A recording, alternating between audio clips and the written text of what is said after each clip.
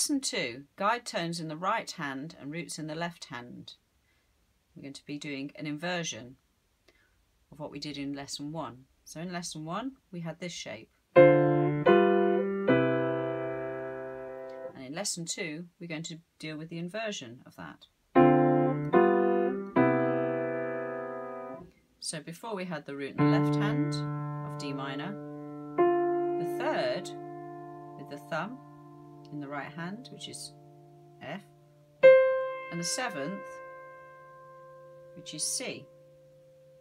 This time we're going to have the C at the bottom of the chord, so we have the root, C, which is the 7th, F, which is the 3rd.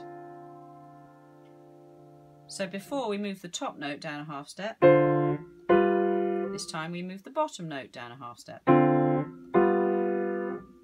First time we went from G7 to C major 7, we dropped the bottom note, the F went to E. This is now the top note, so we drop that.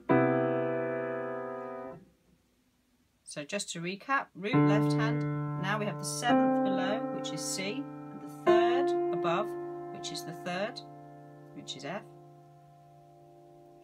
In the next chord of G7, we drop the C to a B, we keep the F because that's the common note. Remember that was the 3rd of D minor, which is now the 7th of G7. And then final chord, chord 1, we're going to move that F down to E, but we leave the thumb on B. That's because when it was on G, the left hand, that was the 3rd of G, and now it's the major 7th of C major 7. So that sounds like this. You could also take this down in tones. So now we're going to make C major 7, C minor 7, in order that we might get to B flat as our home key. So chord 2 will be C minor 7, F7 will be chord 5, and chord 1 will now be B flat major 7. And you can go down in the keys like this.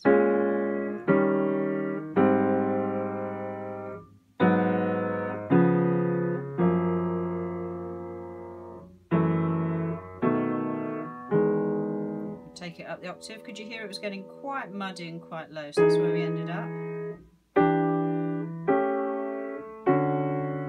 And we're back to our home key. Now we're going to start on E flat minor to cover the other keys.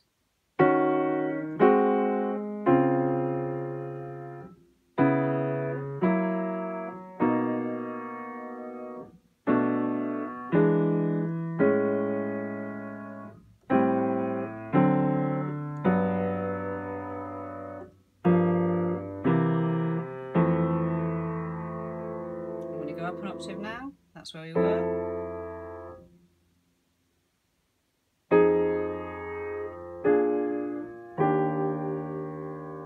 And that's where we started.